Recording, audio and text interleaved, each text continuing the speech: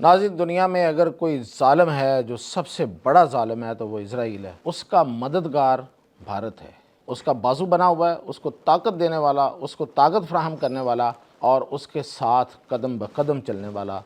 صہیونیوں کا دوست، صہیونیوں کا پشت پناہ بھارت۔ وہ کیسے، کیا ایسا وہ کر رہا ہے کہ جس سے یہودیت، صہیونیت خاص طور پہ اسرائیلی ظالم جو ہیں وہ زیادہ مضبوط ہو رہے ہیں، اس کی تفصیلات کے ساتھ میں آتا ہے۔ تو میں آپ کو پہلے تو یہ بتاؤں، ایک چھوٹا سا واقعہ ہے ویسے، لیکن بہت اہم ہے، اس لیے کہ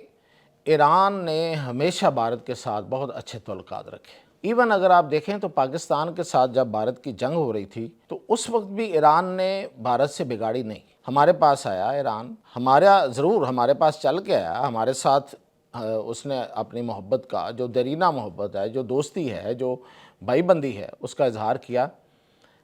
لیکن وہ بھارت بھی گیا۔ گو کہ گمان غالب یہ ہے کہ ان کو سمجھانے کے لیے گئے اور ساری باتیں ہوئیں، لیکن بھارت کے ساتھ قطع تعلق ہی نہیں کی یا بھارت کو کوئی سخت پیغام نہیں دیا، جبکہ ہمارے باقی دوستوں نے بھارت کو سخت پیغام ضرور دیا۔ ہاں، ایک آدھ اور بھی تھا جس نے ہمیں بھارت کی طرف سے ڈرانے کی کوشش کی، تو اس کو جو آگے سے جواب ملا تھا وہ یہ تھا کہ بھائی آپ اپنی جگہ پہ رہیں، ہم آپ کی طرف کبھی مدد کے لیے نہیں آئیں گے۔ تو اس کا بھی پھر اس وقت منہ بند ہو گیا تھا جب بھارت کا مکو ٹھپا گیا۔ لیکن یہ بھارت کے ساتھ اتنے اچھے تعلقات، اور پھر یہ کہ ایران جو ہے وہ بھارت کا میزبان بھی ہوا، چابہار پوری کی پوری ایک ایریا، پورا ایک پورٹ اس کو دے دی، اس کے حوالے کر دی، بھارتی اس کو چلاتے رہے، اب جا کے وہ اس میں سے وہ کینسل ہوا، اور وہ بھی بھارت چاہ رہا تھا کہ کینسل ہو جائے، کیونکہ اب تو ایران میں اس نے کیسے چلانی تھی وہ بندرگاہ، وہ اس کے کھاتے میں پڑ گئی تھی، اس کے خرچے تھے، تو چل سکتی نہیں تھی۔ ظاہر ہے امریکہ کی اتنی پابندیاں اور اتنا بڑا گھیراؤ، اتنی بڑی جو ناکہ بندی ہے، اس میں کیسے وہ چل سکتی تھی، آپریشن رہ سکتی تھی۔ تو اب جا کے حالانکہ بھارتیوں نے وہاں بھی ان کے ساتھ جو کرنا تھا، جو ان کا اصل روپ ہے، جو یہ سانپ ہیں، جو سمپولیے ہیں، یہ انہوں نے وہی کام کیا وہاں پہ بھی۔ اس وقت بھی انہوں نے موساد کی مدد کی، وہاں پہ ان کی مخبری کی ایرانیوں کی، اور چابہار والی سائڈ کی بھی مخبری کی۔ اب انہوں نے کیا کیا ہے کہ اسرائیل کے کہنے پہ ایران کے 3 ٹینکر، آئل ٹینکر پکڑے ہیں۔ اس وقت ایران کو آکسیجن کی ضرورت ہے۔ ایران کی جو ناکہ بندی جس طریقے سے کی گئی ہے، اس کا مقصد یہ ہے کہ اس کا معاشی حقہ پانی بند کر دیں، یعنی کہ معاشی طور پہ اس کو بالکل کٹ آف کرنا۔ یہ امریکہ کی پالیسی ہے۔ اس کو پتہ ہے کہ اندر سے جو صورتحال ہے اس وقت ایران میں،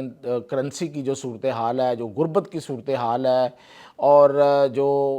اگر ایران خود فوڈ باسکٹ نہ ہو تو پتہ نہیں کیا ہو چکا ہوتا اب تک، لیکن ظاہر ہے کہ کرنسی بالکل ہی فارغ ہوئی ہے ان کی، تو اس وقت جو معاشی طور پہ کرپل ہے، اور لوگ اس لیے تو باہر نکلے تھے۔ تو یہی چاہتا ہے، اور ان حالات میں بجائے اس کے کہ یہ اس کا ساتھ دے، کہ جب وہ تھرو آؤٹ ایران جو ہے وہ بھارت کے ساتھ رہا ہے، بلکہ ان کے تو اسٹریٹجک تعلقات بھی رہے ہیں، تو اس نے آج جو ان کی کوئی جا رہے تھے، کوئی آئل ٹینکرز جا رہے تھے کہیں، اور اس سے ان کو ظاہر ہے کہ اس کے نتیجے میں انہیں کچھ سرمایہ مل جانا تھا، تو ان کی سانس بند کرنے کے لیے اسرائیل کے کہنے پہ وہ آئل ٹینکر بھی روک دیے، ان کو پکڑ لیا، اور پکڑ کے اب وہ ڈھول تاشے بجا رہے ہیں کہ دیکھیں ہم نے پکڑ لیے۔ یعنی کہ اسرائیل سے اپنی دوستی ان کو عزیز ہے، اتنی پرانی دوستی ایران کے ساتھ ان کو عزیز نہیں ہے۔ دراصل کیا ہے کہ یہ زائنسٹ کا ساتھی ہے، یہ صہیونیت کا ساتھی ہے، یہ اسرائیل کی اس طاقت کا ساتھی ہے جو مسلمانوں کو کچلنا چاہتی ہے۔ دونوں کا ایک ہی مقصد ہے، مسلمانوں کو کچل دینا، مسلمانوں کو مٹا دینا۔ وہ تو نعرے لگاتے ہیں نا اسرائیلی، تو یہ ان کے ساتھی یہاں بھی نعرے لگتے ہیں، یہ بھی مسلمانوں کے خلاف ہی نعرے لگاتے ہیں۔ تو یہ ایک ثبوت دیا، اور دوسرا میں آپ کو اس سے بھی بڑی بات بتاؤں، وہ یہ ہے کہ اسرائیل سے $9 ارب کا اسلحہ خرید رہا ہے بھارت۔ اب یہ جو اسلحے کی ڈیٹیل تو میں ابھی آپ کو بتاتا ہوں، لیکن یہ جو جتنا اسلحہ خرید رہا ہے یہ اسرائیل کی کمپنیاں نہیں بناتی ہیں۔ یعنی کہ اسرائیل نے کیا ہوا ہے، اسرائیل نے یہ کیا ہوا ہے کہ سویڈن کی کمپنی ہے تو اپنے ملک میں لے آیا، فرانس کی کمپنی ہے تو اپنے ملک میں لے آیا، کسی اور یورپی ملک کی کمپنی ہے تو اسے یہاں لے کے آ گئے، پروڈکشن ان کی پتہ نہیں کہاں ہوتی ہے، یہاں پہ ان کے دفاتر بنائے، اور یہاں سے ہونے والے سودوں سے وہ اسرائیلی سودے بن گئے۔ گو کہ وہ کمپنیاں اس کا میجر شیئر کمپنیاں ہی لیتی ہیں جو بناتی ہیں، لیکن اسرائیل کو بھی جاتا ہے اور اسرائیل کا نام بن جاتا ہے کہ جی اسرائیل جو ہے وہ اسلحہ سازی کرتا ہے۔ اسرائیل ہے کتنا سا جو اسلحہ سازی اتنی فیکٹریاں وہاں لگ گئیں؟ تو یہ تو ساری دنیا پول کی ہوئی ہے نا، اس نے اپنی وہ جو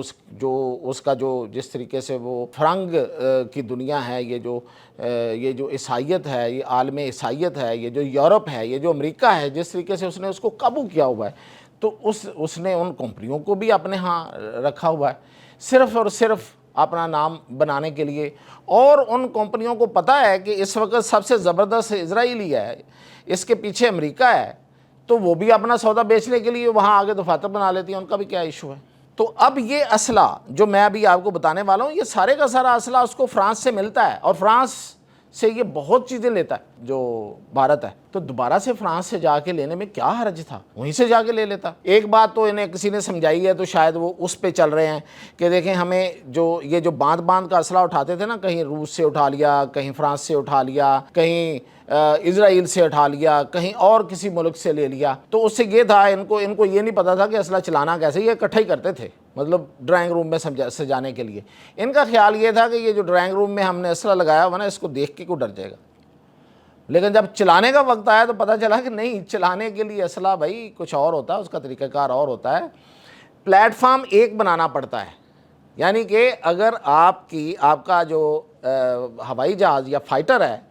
وہ آپ کے راڈار کے ساتھ، اور راڈار آپ کا میزائل کے ساتھ، اور میزائل آپ کا ایئر ڈیفنس سسٹم کے ساتھ، اور پھر وہ ٹینک کے ساتھ، اور پھر ڈرون کے ساتھ لنکڈ نہیں ہے آپس میں، یہ ان کی لنکیج جو ہے نا آپس میں، یہ بہت ضروری ہے آج کے دور میں، نئی جنگ میں، جس کو پاکستان نے ڈسکور کر لیا ہوا تھا۔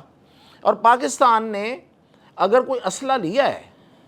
تو وہ چائنا سے لیا ہے زیادہ تر، پہلے سے امریکہ کا اسلحہ جو پہلے سے موجود تھا اس سے تو وہ اس کی اچی بچی سے واقف، اس کی راگ سے جسے کہتے ہیں وہ واقف ہے۔ تو بعد میں جو چائنا سے لیا وہ کٹھا بنایا، بیٹھ کے دونوں نے کٹھے بیٹھ کے بنایا، اچھا اس طرح بنانا، یہ بنانا، ہمارے انجینئر شامل تھے، اس کی بھی ایک ایک چیز کا واقف، کیسے چلے گا، کون سا اسلحہ کس طرح بیہیو کرے گا، اس کو کس ہماری چیز کے ساتھ کون سی چیز لنک ہوگی اور کون سی نہیں ہوگی، اس کو کرنا ہے۔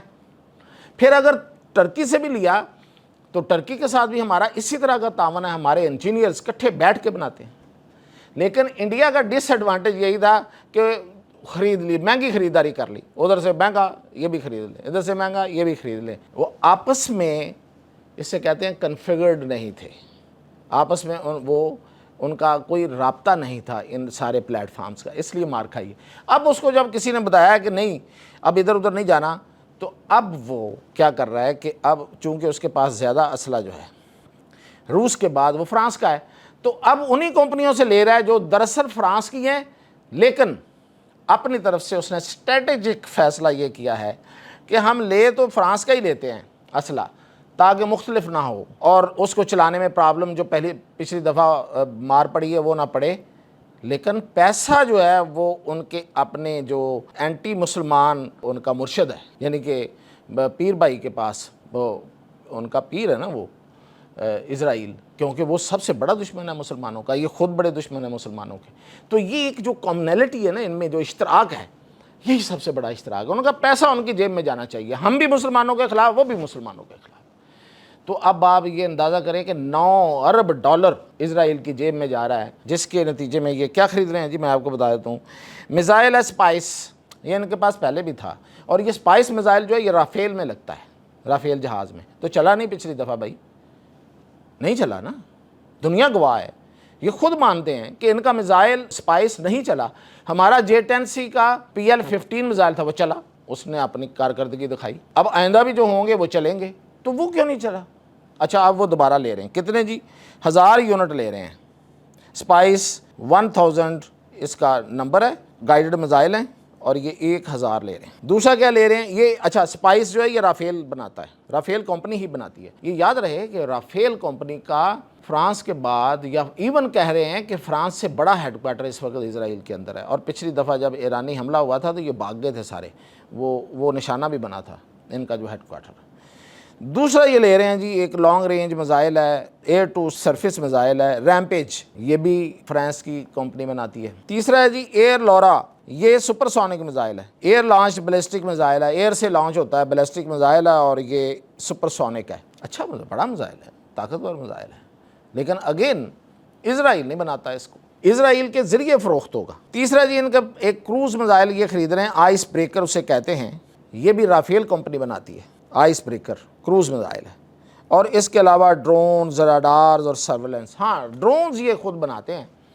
ان کے ڈرونز جو آپ کو یاد ہوگا کہ پاکستان میں آئے بھی تھے اور سارے کے سارے تباہ ہو گئے، کچھ حاصل بھی نہیں کر سکے، اور جو ان کا مقصد تھا وہ پاکستان نے حاصل نہیں ہونے دیا۔ تو یہ ہے بھارت اور اسرائیل کا گٹھ جوڑ، یہ ایک دوسرے کے ساتھ کس طرح ملے ہوئے ہیں، ایک دوسرے کی کس طرح پشت پناہی کرتے ہیں، کس طریقے سے ایک دوسرے کو مضبوط بناتے ہیں، اور جو اشتراک ہے، جو مشترکہ ان کا ایجنڈا ہے وہ مسلمان دشمنی ہے۔ اس پہ مزید ان کو بے نقاب کرتا رہوں گا، اجازت دیجیے۔